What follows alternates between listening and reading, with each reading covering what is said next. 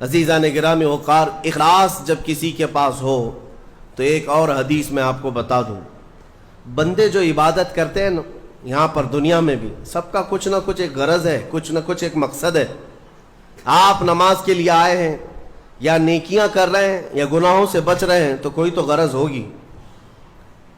ہاں، دو میں سے ایک چیز ہوگی، جہنم کا خوف ہوگا، اللہ کے عذابات سے ڈر لگتا ہوگا، اس لیے نماز پڑھ لیتے ہیں، پوری اپنی صحیح کر لیتے ہیں، یا تو پھر جنت کی نعمتوں کا شوق ہوگا کہ جنت میں جانا ہے، صحابہ تابعین اولیاء کاملین کے پڑوس میں رہنا ہے، یا تو شوق ہے یا تو ڈر ہے۔ اور یہ دونوں چیزیں بندے کو عبادت کرواتی ہیں۔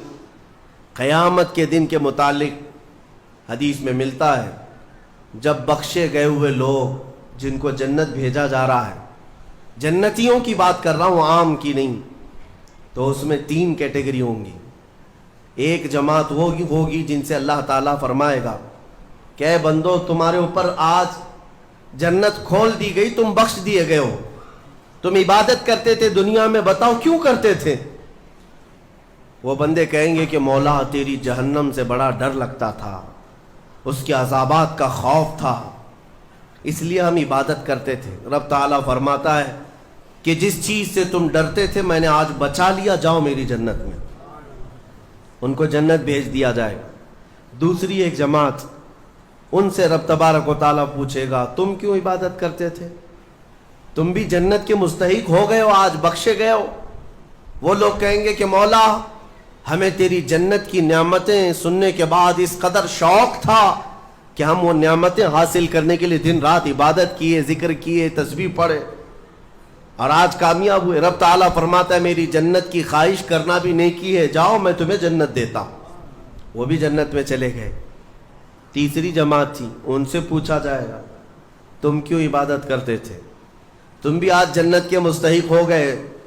وہ کہیں گے کہ مولا ہمیں تیرے جہنم کے عذابات کی بھی پرواہ نہیں، اور نہ ہی تیری جنت کی نعمتوں کی خواہش، بلکہ ہم تو صرف اور صرف تیری رضا کے لیے کرتے تھے، تو راضی ہو جا، ہم جنت و دوزخ کے لیے نہیں۔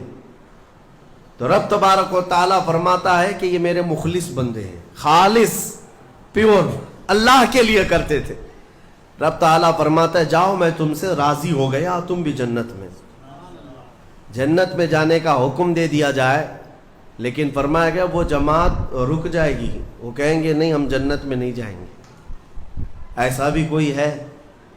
وہ کہیں گے کہ مولا اگر ہم جنت میں جائیں گے تو اندر جو جنتی ہیں وہ ہمیں تانا ماریں گے، تم بھی جنت کے لیے کرتے تھے اور بولے کچھ اور ہو، بدلہ تو تم نے بھی لے لیا عبادتوں کا، ہمیں اپنی عبادتوں کا بدلہ نہیں چاہیے۔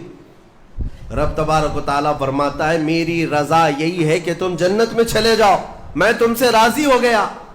وہ پھر رکے رہیں گے کہ مولا ہم نے جنت کے لیے نہیں تیری رضا کے لیے کیا ہے۔ پھر حکم ہوگا فرشتوں کو کہ ان کے ہاتھوں اور پیروں میں بیڑیاں باندھو اور کھینچ کے جنت میں لے جاؤ۔ وہ ایک جماعت ایسی ہے۔ یہ کون لوگ ہیں؟ جو مخلصین ہیں، خالصتاً اللہ کے لیے عبادت کرتے تھے۔ عزیزان گرامی وقار، جو اللہ رب العزت کے لیے کرنے والے لوگ ہیں، اللہ تعالیٰ ان کو ہمیشہ ذلت اور رسوائی سے محفوظ رکھتا ہے۔